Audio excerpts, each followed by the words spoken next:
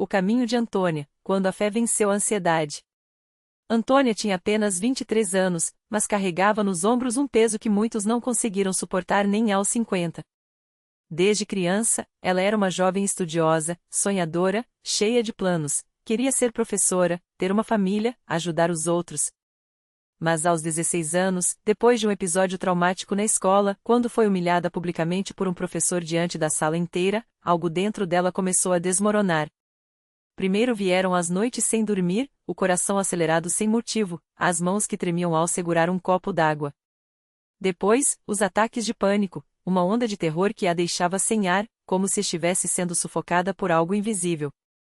Os médicos disseram que era ansiedade generalizada, receitaram remédios, terapias, mas nada adiantava por muito tempo.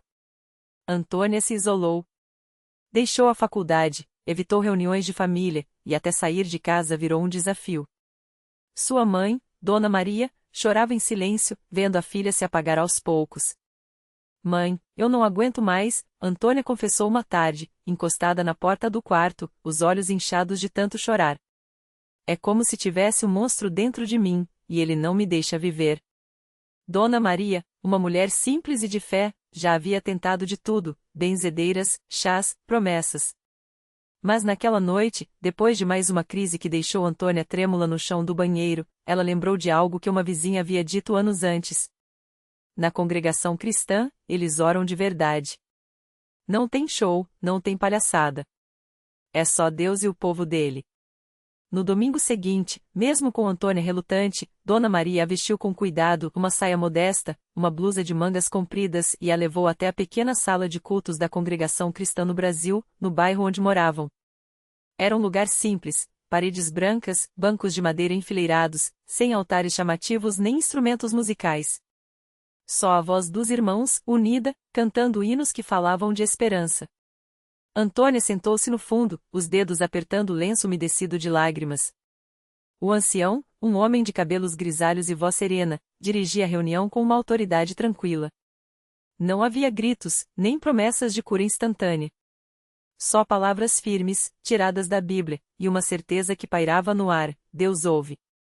Irmãos, hoje vamos orar pelos que estão com o coração aflito, disse o ancião, olhando para a congregação. Porque o Senhor conhece nossas dores, e Ele não nos desampara. Foi então que uma irmã, uma senhora de rosto marcados por anos de trabalho, se levantou e começou a cantar o hino 212, Jesus, amparo dos que choram. A voz dela não era perfeita, mas carregava uma emoção que fez Antônia sentir algo estalar dentro do peito. Quando os irmãos se ajoelharam para orar, ela não resistiu, caiu de joelhos também, e as lágrimas escorreram sem controle. Senhor, eu não aguento mais, sussurrou, as mãos trêmulas unidas. Se o Senhor existe, me ajuda. Ninguém a pressionou. Ninguém lhe prometeu que tudo ficaria bem na hora. Mas quando o ancião impôs as mãos sobre sua cabeça e orou em voz baixa, Antônia sentiu, pela primeira vez em anos, uma paz que não vinha de remédios. Era como se uma mão invisível tivesse tocado sua alma. Nos dias seguintes, ela voltou. Não porque a ansiedade tinha sumido, ainda acordava com o peito apertado, ainda sentia o medo rastejando, mas porque ali, entre aqueles irmãos de roupas simples e sorrisos sinceros, ela encontrava forças para respirar. As irmãs mais velhas a abraçavam sem perguntar muito. Os irmãos oravam por ela antes e depois dos cultos. E aos poucos, Antônia começou a participar, primeiro só ouvindo, depois cantando baixinho os hinos, até que um dia, ela mesma se levantou para dar um testemunho. Eu não estou curada, disse, de pé, diante de todos, a voz trêmula mas firme. Mas eu não estou sozinha. E isso já é um milagre. O verdadeiro milagre, porém, veio numa sexta-feira à noite, durante a Santa Ceia. Enquanto o ancião partia o pão e falava do sacrifício de Cristo, Antônia sentiu algo que não conseguia explicar, era como se as correntes que a prendiam há anos estivessem se rompendo. Não houve barulho, não houve espetáculo. Só uma certeza profunda, ela estava livre. Nos meses que se seguiram, Antônia voltou à faculdade. Não porque a ansiedade tinha desaparecido para sempre, às vezes, ainda sentia o coração acelerar, mas porque agora ela sabia como lutar. Orando. Confiando. Lembrando das palavras do ancião, a fé não é a ausência do medo. É a certeza de que Deus é maior que ele. Um ano depois, no dia do seu batismo nas águas, quando ela emergiu da piscina batismal, vestida de branco, os irmãos cantavam o hino 34, Glória a Cristo Jesus. E Antônia sorriu, porque aquela água não tinha lavado só seu corpo, tinha lavado o desespero que um dia quase a destruiu. Hoje, quando alguém pergunta como ela venceu, Antônia responde com simplicidade: Não fui eu. Foi Deus, através da oração dos irmãos. Eles não me deram respostas fáceis, mas me deram a verdade, que a fé não tira a luta, mas nos dá forças para atravessá-la. E é assim que a congregação cristã no Brasil continua, não com promessas vazias, mas com uma fé que move montanhas, uma de cada vez. Antônia não imaginava que sua história ainda tinha mais para ser escrita. Depois do batismo, ela começou a frequentar os cultos com uma alegria que não sentia há anos. Mas foi numa tarde de quinta-feira, durante a reunião de oração, que tudo mudou de novo. Ela estava sentada nos bancos de madeira, ouvindo os irmãos clamarem a Deus por suas necessidades, quando uma irmã se levantou e pediu oração por um jovem chamado Lucas. Ele era filho de uma obreira da igreja e havia sido diagnosticado com uma doença rara nos rins. Os médicos davam poucas esperanças. Antônia sentiu algo mexer dentro dela. Não era pena, era uma certeza, ela precisava orar por aquele rapaz. Naquela noite, em casa, ela se ajoelhou ao lado da cama e começou a clamar. Não com palavras bonitas, mas com lágrimas e fé. Senhor, o Senhor me tirou do abismo, agora eu peço por Lucas. Não é justo um jovem assim sofrer. Eu sei que o Senhor pode curá-lo. E assim, por dias, ela persistiu. Uma semana depois, durante o culto de domingo, a mãe de Lucas subiu ao púlpito com o rosto banhado em lágrimas. Irmãos, eu não tenho palavras para agradecer a Deus. Os exames de hoje mostram que os rins do meu filho estão normais. Os médicos não explicam, mas nós sabemos, foi um milagre. A igreja explodiu em glórias. Antônia, lá no fundo, chorava sem parar. Não era só pela cura de Lucas, mas porque ela entendia agora o propósito de Deus em sua vida. Aquela dor que ela tinha carregado por tanto tempo não era à toa. Deus a tinha preparado para ser uma intercessora, alguém que lutava em oração pelos que não tinham mais forças. Os anos passaram, e Antônia se tornou uma das obreiras mais dedicadas da congregação. Ela não pregava com palavras difíceis, mas com o testemunho de uma vida transformada. Sempre que alguém chegava desesperado na igreja, ela se aproximava, colocava a mão no ombro da pessoa e dizia: Deus não desiste de ninguém. Se Ele fez por mim, Ele fará por você. E os milagres continuaram. Uma irmã com depressão profunda encontrou paz. Um irmão viciado em drogas foi libertado. Uma família à beira da separação se reconciliou. Não eram coisas que aconteciam da noite para o dia, mas eram vitórias reais, construídas com fé, oração e a presença constante na casa de Deus. Certa vez, um jovem desanimado lhe perguntou: Como a senhora tem tanta fé? Antônia sorriu, com os olhos brilhando, e respondeu: Filho, a fé não é uma coisa que a gente tem. É uma coisa que a gente vive. Todo dia. Mesmo quando dói. Mesmo quando parece que nada vai mudar. Porque no final, Deus sempre mostra que Ele está no controle. E assim, a história de Antônia se tornou parte da história de muitos outros. Não porque ela era especial, mas porque ela tinha aprendido a confiar naquele que faz o impossível. A congregação cristã no Brasil não era um lugar de soluções mágicas, mas de uma fé que, quando colocada em prática, mudava vidas uma de cada vez. Numa tarde de sábado, enquanto Antônia ajudava a organizar os assentos da igreja para o culto da noite, uma mulher entrou correndo, com o rosto molhado de lágrimas. Era Dona Maria, uma senhora que há meses frequentava os cultos, mas sempre calada, como se carregasse um peso invisível. Dessa vez, porém, ela não conseguiu se conter. Irmã Antônia, não aguento mais. Ela chorou, segurando um papel amassado na mão. É a terceira carta de despejo que recebo. Meu filho está doente, não tenho como pagar o aluguel, e amanhã o oficial de justiça vem lacrar a porta. O que eu faço? Antônia não hesitou. Pegou as mãos trêmulas de Dona Maria, olhou nos seus olhos inchados e disse com uma calma que só quem já viu Deus agir poderia ter: Vamos orar agora mesmo. E depois, você vai voltar para casa e preparar a mesa como se fosse receber uma visita muito especial. Porque Deus não abandona os seus. Dona Maria engoliu o choro, confusa, mas obedeceu. Naquela noite, no culto, enquanto o pastor falava sobre a providência divina, Antônia não tirou os olhos daquela mulher sentada nos bancos da frente, com as mãos apertadas em súplica. Quando o apelo foi feito, Dona Maria se levantou, trêmula, e foi até o altar. Não conseguiu dizer nada, só chorar. Mas Deus ouviu. No domingo de manhã, quando o oficial de justiça bateu à sua porta, Dona Maria abriu com as pernas tremendo. Mas antes que o homem pudesse falar, um carro parou na frente da casa. Era um casal que ela mal conhecia, membros da igreja que tinham ouvido sua história no culto da noite anterior. Dona Maria, o Senhor nos tocou, disse o homem, segurando um envelope. Não é muito, mas é o aluguel dos próximos 3 meses. E se Deus quiser, a gente ajuda a senhora a arrumar um trabalho melhor. O oficial de justiça, sem entender nada, só balançou a cabeça e foi embora. Dona Maria caiu de joelhos ali mesmo na calçada, enquanto os vizinhos, que sempre a viam como mais uma coitada, agora olhavam boquiabertos. Na segunda-feira, quando Dona Maria voltou à igreja para agradecer, Antônia já esperava com um sorriso. Vi que Deus te abençoou, disse, como se já soubesse de tudo. Agora, não esquece, a fé não é só para a hora da aflição. É para todo dia. Porque ele não só tira do buraco, ele ensina a caminhar em terra firme. E assim, Dona Maria começou a entender que milagre não era só a solução do problema, mas a mudança que acontecia dentro dela.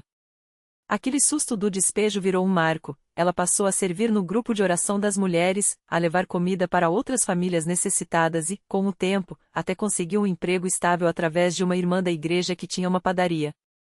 Toda vez que alguém lhe perguntava como ela tinha superado aquilo, Dona Maria respondia: Não fui eu. Foi Deus, através das mãos da irmã Antônia e da igreja. Eles não me deram só ajuda, me deram esperança. E era isso que a congregação cristã no Brasil fazia, não distribuía milhares de reais ou resolvia tudo com um estalar de dedos, mas ensinava as pessoas a enxergar além das circunstâncias. Porque quando a fé é viva, até o envelope com aluguel se torna um sinal de que o céu não está surdo. Antônia, ao ver mais uma vida transformada, só balançava a cabeça, agradecida. Ela sabia que não era heroína de nenhuma história. Era apenas uma serva que tinha aprendido, na dor e na luta, que Deus não muda as coisas para a gente, Ele muda a gente para as coisas. E isso, sim, era o maior dos milagres. A vida de Dona Maria não mudou da noite para o dia, mas mudou. O aluguel atrasado foi só o começo. Com o tempo, ela conseguiu um emprego como auxiliar de limpeza em uma escola próxima, indicada por uma irmã da igreja que viu seu esforço. Não era um salário alto, mas era suficiente para pagar as contas e ainda sobrar um pouco para o feijão e o arroz da semana. Toda terça-feira, sem falta, ela estava na Universal. Não só para pedir, mas para agradecer. E foi numa dessas terças que algo inesperado aconteceu. Enquanto orava no altar, sentindo o peso das mãos do pastor sobre sua cabeça, Dona Maria ouviu uma voz dentro dela, não era um som, mas uma certeza: você não vai parar aqui. No início, ela não entrou. Como assim? Ela já tinha um emprego, já estava conseguindo se virar. Mas a sensação não saía. Até que, numa reunião de mulheres, a irmã Antônia compartilhou um testemunho sobre sonhos. Deus fala de muitas formas, minhas irmãs. Às vezes, Ele coloca um desejo no coração que parece loucura, mas é dele. Foi aí que Dona Maria lembrou: quando era menina, antes da vida ficar difícil, ela adorava costurar. Fazia roupinhas para as bonecas das primas, consertava as calças rasgadas do irmão. Mas isso tinha ficado para trás, engolido pelas contas e pela vergonha. Com as mãos trêmulas, ela procurou Antônia depois do culto. Irmã, eu acho que Deus está me chamando para algo mais. Mas eu não sei por onde começar. Antônia não riu. Não disse que era impossível. Só sorriu e falou: então vamos começar pelo começo. Você tem uma máquina de costura? Dona Maria balançou a cabeça, envergonhada.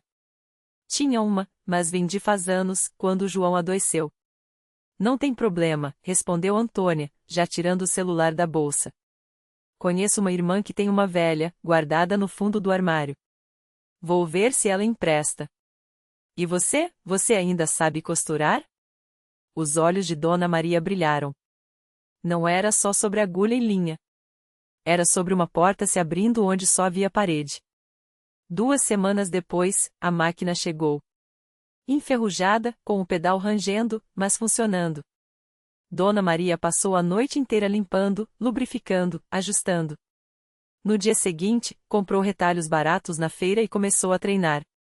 Os primeiros pontos saíram tortos, a linha arrebentava, mas ela não desistiu. A igreja soube do projeto. Um irmão doou tecidos que sobraram de uma reforma. Outra irmã, que trabalhava em uma loja, trouxe botões e zíperes. E assim, aos poucos, o quarto dos fundos da casa de Dona Maria virou uma pequena oficina.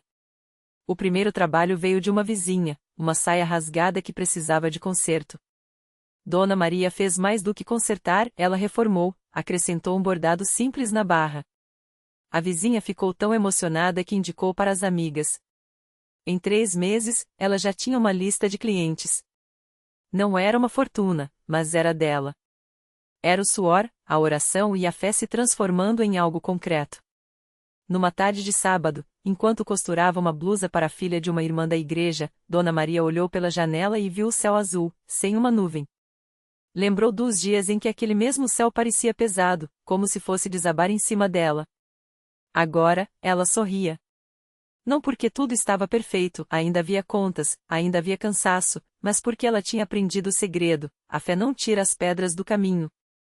Ela dá força para pisar em cima delas e seguir.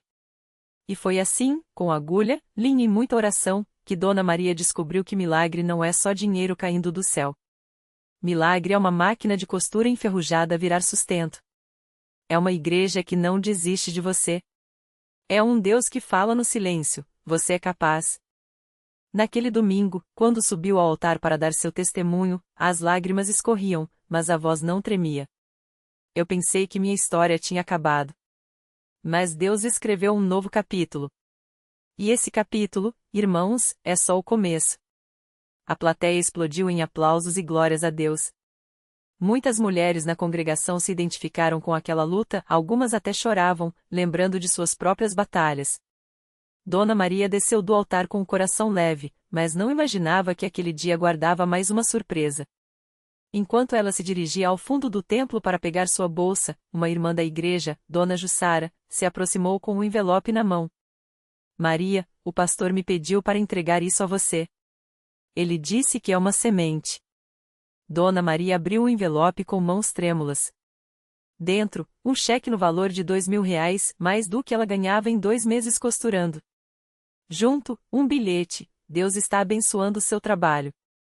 Invista na sua oficina. Pastor Rodrigues. Ela não acreditou. Aquilo era muito mais do que dinheiro. Era uma confirmação.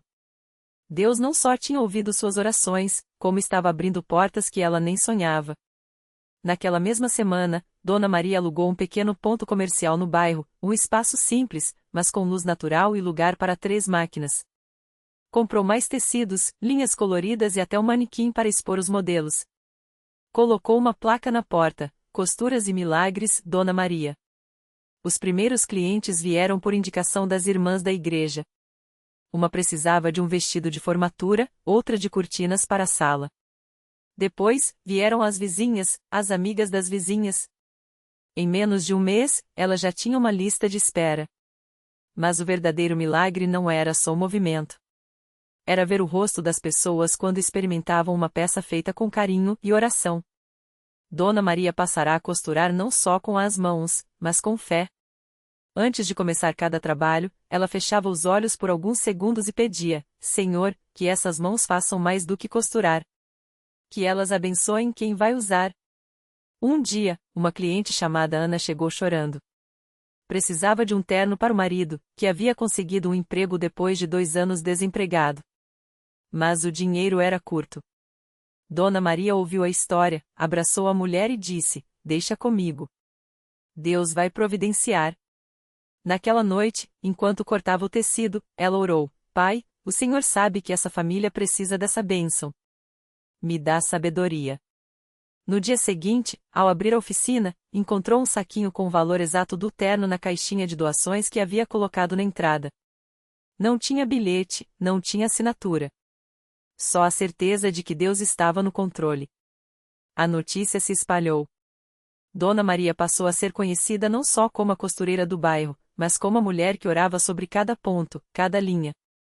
Muitas pessoas iam até ela não só para encomendar roupas, mas para pedir oração. E ela, que já tinha sido uma mulher quebrada, agora era um canal de esperança. Certo dia, o pastor Rodrigues a chamou no final do culto. Maria, Deus tem um propósito maior para você. Que tal abrir um grupo de oração aqui na igreja para mulheres que querem empreender? Você pode compartilhar sua história e ensinar o que aprendeu. Ela aceitou sem hesitar. E assim nasceu a Costurando Sonhos, um grupo onde mulheres aprendiam não só a cortar tecidos, mas a cortar as amarras da dúvida e do medo.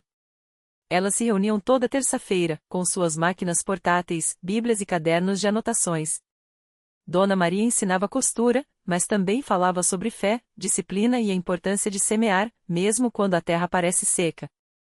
Um ano depois, a pequena oficina já tinha virado uma escola de costura reconhecida na região. Dona Maria contratou 2 ex-alunas do grupo, que também haviam superado o desemprego. E o mais lindo, todas as terças, antes de começar as aulas, elas faziam uma corrente de oração, agradecendo por cada vida transformada naquele lugar.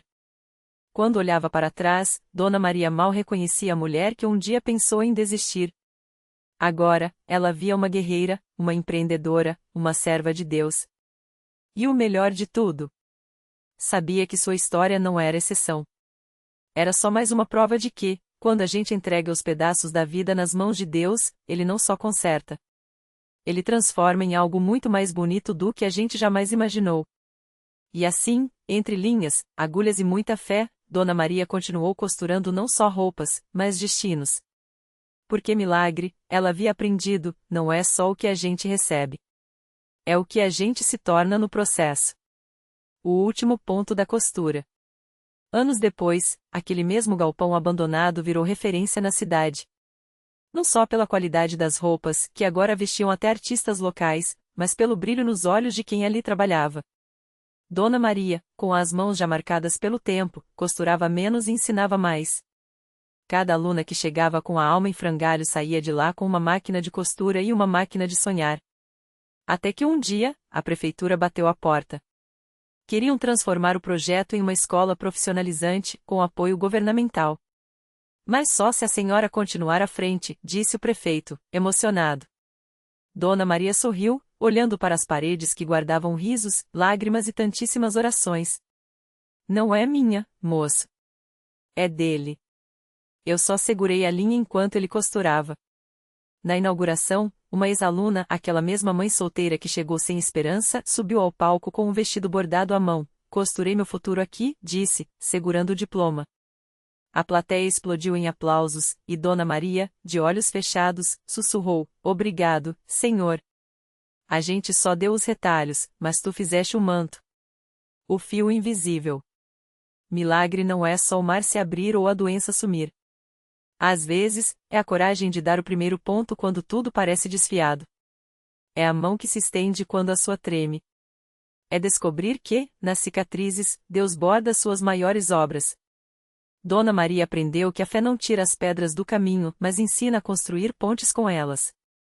E que, no fim, a maior transformação não está no que ganhamos, mas em quem nos tornamos ao confiar que, mesmo nos pedaços, há propósito. Porque Deus não conserta vidas. Ele as recria. E todo milagre começa quando a gente ousa dizer: aqui está o pouco que tenho. Faz algo com isso.